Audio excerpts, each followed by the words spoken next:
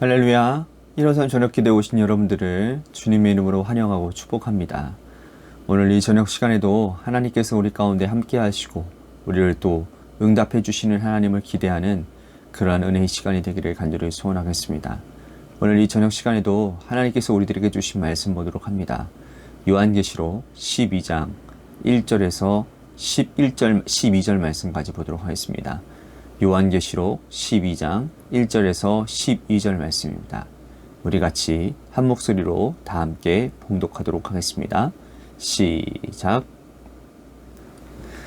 하늘에 큰 이적이 보이니 해를 옷 입은 한 여자가 있는데 그 발 아래에는 달이 있고 그 머리에는 12별의 관을 썼더라.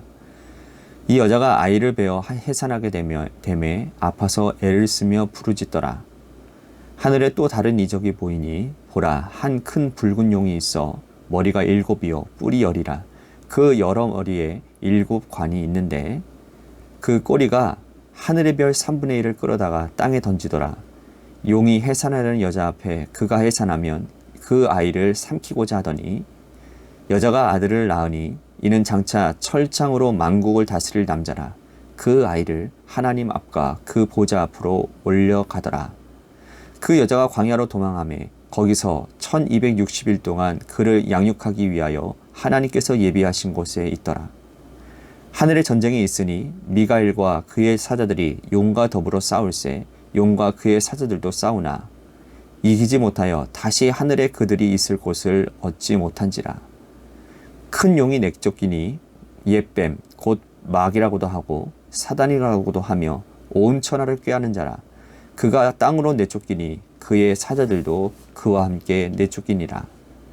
내가 또 들으니 하늘에 큰 음성이 있어 이르되 이제 우리 하나님의 구원과 능력과 나라와 또 그의 그리스도의 권세가 나타났으니 우리 형제들을 참소하던 자 곧 우리 하나님 앞에서 밤낮 참소하던 자가 쫓겨났고 또 우리 형제들이 어떤 어린 양의 피와 자기들이 증언하는 말씀으로써 그를 이겼으니 그들은 죽기까지 자기들의 생명을 아끼지 아니하였도다. 그러므로 하늘과 그 가운데에 거하는 자들은 즐거워하라.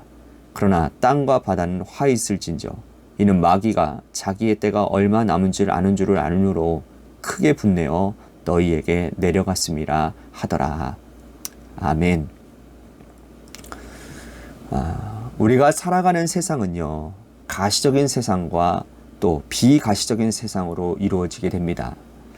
가시적인 세상은 우리가 생활하는 물질 세계, 눈에 보이는 세계를 의미하고요.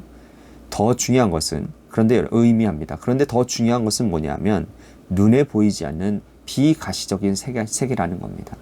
이 비가시적인 세계는 우리말로 믿음의 백성들이 하는 말로 영적 세계를 얘기하는 것이죠.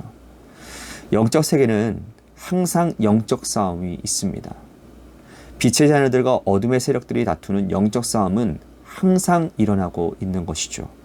여러분, 어둠의 세력을 주관하는 자가 누구인가요? 바로 그 주관자는 그 배후에 있는 자들은 당연히 사단 마귀입니다. 그래서 오늘 본문은 이 사단 마귀의 정체가 무엇인지 빛의 자녀들인 우리는 이 사단 마귀의 정체를 제대로 알고 그들을 대항해서 어떻게 살아가야 되는지에 대해서 깨닫게 해주고 있는 본문 말씀이라 할 수 있습니다. 먼저 우리 1절 말씀을 다시 한번 보도록 하겠습니다. 하늘에 큰 이적이 보이니 해를 옷 입은 한 여자가 있는데 그 발 아래에는 달이 있고 그 머리에는 12관의 관을 썼더라. 자, 어떤 한 여자가 해를 옷 입고 있습니다. 발 아래는 달이 있어요. 12별의 관을 쓰고 있습니다. 자, 해, 달, 별을 한 몸에 다 가지고 있는 이 여자는 과연 누구일까요? 해, 달, 별은 여러분 뭡니까? 하나님께서 천지 창조에서 넷째 날 창조하신 것들입니다. 그죠? 해, 달, 별은 빛을 내는 발광체이지만 그 빛 자체는 아닙니다. 여러분, 천지 창조에서 하나님은 첫날 빛을 창조하셨는데 넷째 날 1월 성신 해와 달과 별을 창조하십니다. 빛은 빛 그 자체이나 해, 달, 별은 이 빛을 받아서 비추는 반사체에 불과한 것이죠. 영광 그 자체는 아니나 영광을 비추는 영광의 반사체가 바로 이 여자라는 뜻인데, 이 여자는 그런 의미에서 교회라고 볼 수 있습니다. 다시 말씀드립니다. 이 해의 옷을 입고 달과 별에 이렇게 다 딛고 있는 이 여인의 정체가 누구라고요? 교회라는 겁니다. 교회는 영광 그 자체는 될 수 없습니다. 그리스도가 아니기 때문이죠.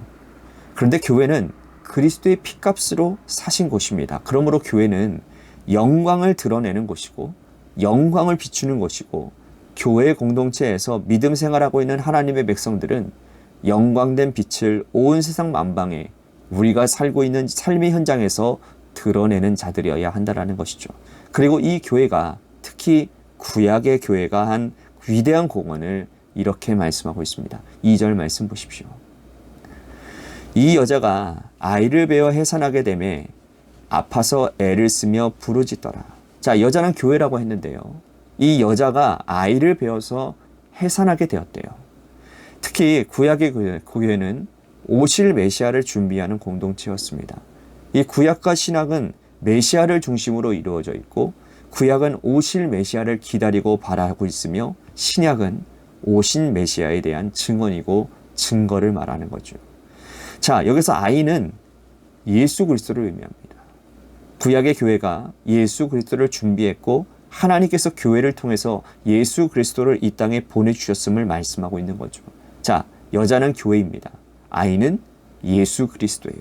다시 말씀드립니다. 여자는 교회고요, 아이는 예수 그리스도입니다. 그렇다면 사단과 이 악의 세력이 교회와 예수 그리스도를 가만히 둘 리가 있겠습니까? 당연히 그럴 리가 없겠지요. 자, 3절과 4절 말씀 보겠습니다. 하늘에 또 다른 이적이 보이니 보라, 한 큰 붉은 용이 있어 머리가 7이요 뿔이 10이라. 그 여러 머리에 7 왕관이 있는데 그 꼬리가 하늘의 별 3분의 1을 끌어다가 땅에 던지리더라. 용이 해산하는 여자 앞에서 그가 해산하면 그 아이를 삼키고자 하더니. 자, 용의 세력. 자, 계시록에서 말하는 용은 뭘 말하는 겁니까? 사단을 의미합니다. 용이 짐승에게 권세를 주었다 할 때 그 짐승은 국가 권력을 의미하는 것이죠. 그런데 용의 정체를 가만히 보니까 머리가 7이고 뿔이 10이라 그랬습니다. 자, 여러분, 계시록에서 이 7이라고 하는 숫자는 굉장히 중요한 의미를 가지고 있습니다. 자, 이 7이라는 숫자는 하늘의 수와 땅의 수가 더해진 완전수를 말합니다. 자, 그러므로 사단의 세력인 용이 7이라는 숫자를 가졌다라는 것은 이건 뭘 말하는 거냐? 사람들 보기에 완벽하게 보이는 것처럼 보인다라는 거예요. 다시 말씀드릴게요. 사람들이 보기에, 가시적으로 보기에는 완전한 것처럼 보인다라는 의미입니다.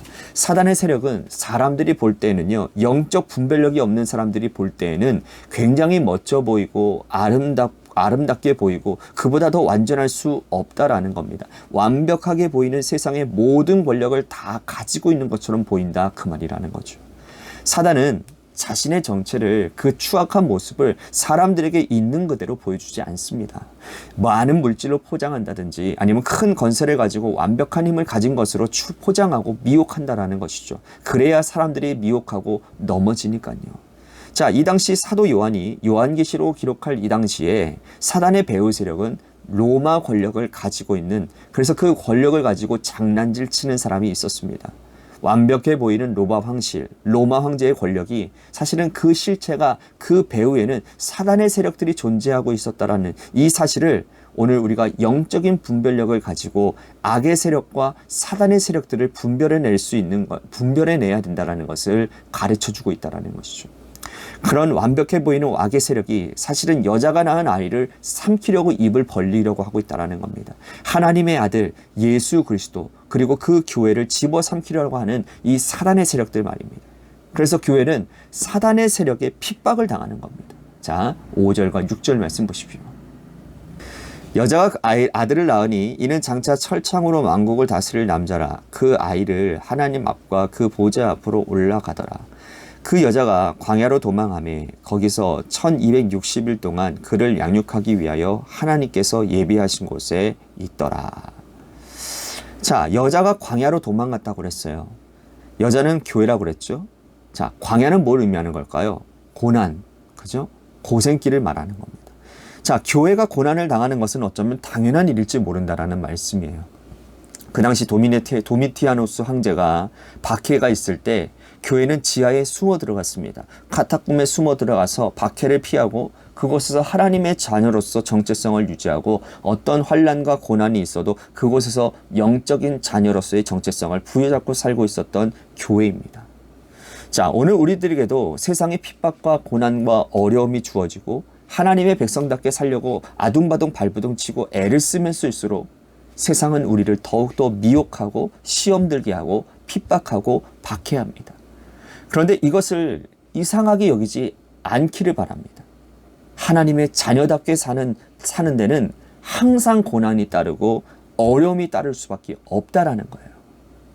그 옛날 그 당시에 기독교가 공인되기 전 도미티아누스 황제의 박해 때에도 그러했고 일제 감정기나 공산 정권 치하에도 그랬고 오늘 이 시대에도 세상의 권세 잡은 악한 세력은 교묘한 방법으로 교회를 박해하고 믿음의 백성들이 믿음 생활하지 못하도록 시험 들게 하고 어려움을 주고 있다는 거죠.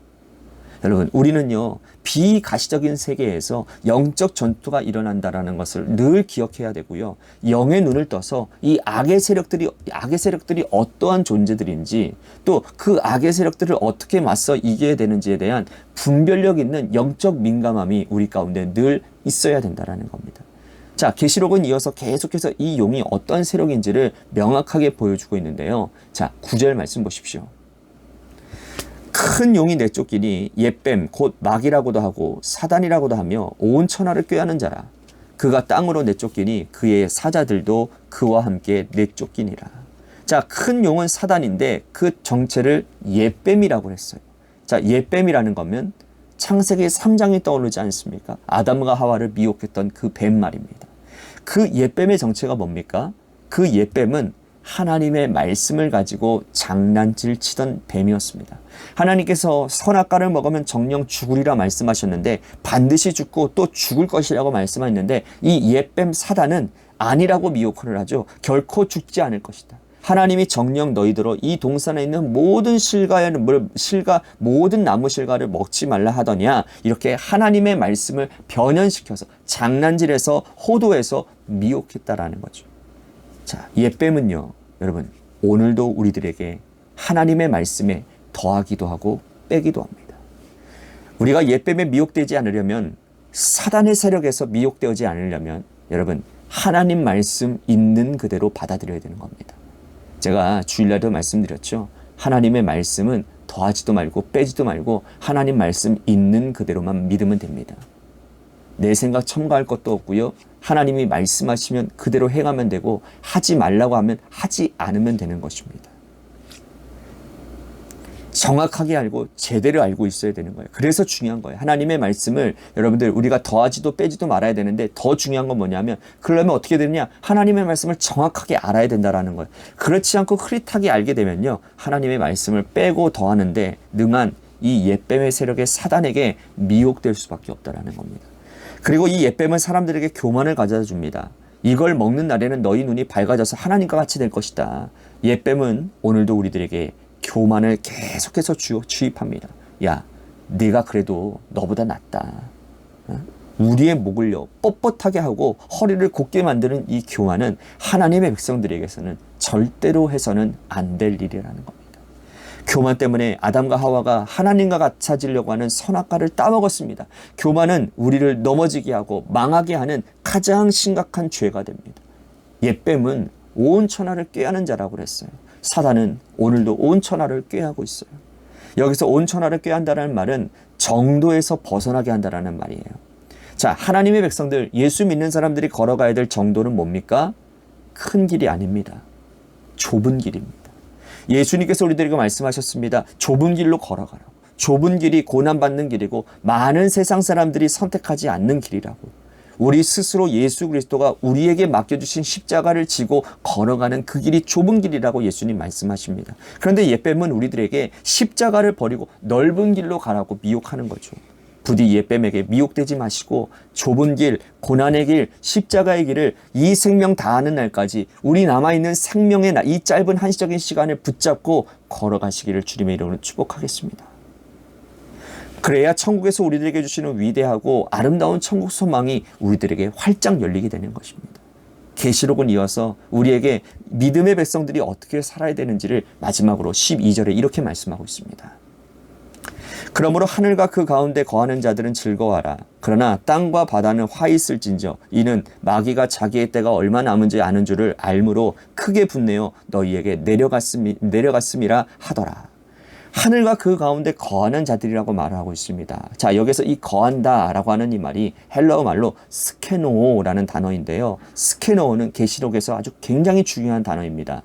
뭐냐면 하늘과 그 가운데 거하다. 스게노는 영적 임재 가운데 살아간다라는 뜻입니다. 다시요. 스게노라는 건 뭐냐면 영적 임재 가운데 살아간다. 산다고 같이 사는 게 아닙니다. 스게노의 삶, 영적 임재 가운데서 좁은 길을 걸어가는 삶, 교만이 아니라 겸손의 길을 따라가는 삶, 하나님께서 우리들에게 일려주신 말씀, 그 말씀 한 절도 어기지 아니하고 그 말씀 붙잡고 말씀을 더하거나 빼야지 아니하고 살아가는 그 인생을 스게노 인생이라고 말하고 있는 거예요. 부디 우리의 인생이 옛뱀, 마귀, 사단, 용의 세력에 미혹되지 않고 하나님의 말씀대로 가는 스게노의 그리한 인생이 될 수 있게 되기를 간절히 바라는 마음으로 오늘 말씀을 생각하며 우리 기도의 자리로 나아가도록 하겠습니다. 하나님, 내 삶의 자리 가운데 수많은 분탕과 수많은 유혹과 미혹으로 하나님 나를 하나님과 멀어지게 하는 악한 사단의 세력들을 하나님 분간할 수 있는 영적인 민감함을 나에게 허락하여 주시옵시고 하나님, 하나님의 말씀을 제대로 알 수 있고 또 하나님의 말씀 가운데 온전히 순종하고 또한 하나님께서 걸어가라 하시는 그 영광의 길, 하지만 그 길은 좁은 길이요 고난의 길임을 우리들이 십자가의 길임을 알기에 주의 성령님의 동행하심을 우리들이 굳건히 믿고 성령께서 함께하여 주시고 성령께서 부어주시는 능력으로 우리들이 그 길을 걸어갈 수 있는 은혜가 우리 가운데 충만하게 있게 하여 주옵소서라고 오늘 말씀을 생각하면서 우리 같이 기도했으면 좋겠습니다. 또한 재개발 가운데 놓여져 있는 우리 교회를 위해서 기도해 주시고 또한 2월 17일 날 암검진 결과가 나오는 우리 홍정렬 지사님을 위해서도 우리 우정구 장로님을 위해서도 중보 기도해 주시고요. 우리 고3 수험생인 이도현 학생과 한주진 학생을 위해서도 기도해 주시고 마지막으로 여러분들의 삶의 자리와 여러분들의 자녀들을 위해서 기도하시다가 이 시간 돌아가시기를 바랍니다. 노래 끝날 때까지 우리 합심하여 하나님 앞에 간절히 기도하며 나아가도록 하겠습니다. 기도하시겠습니다.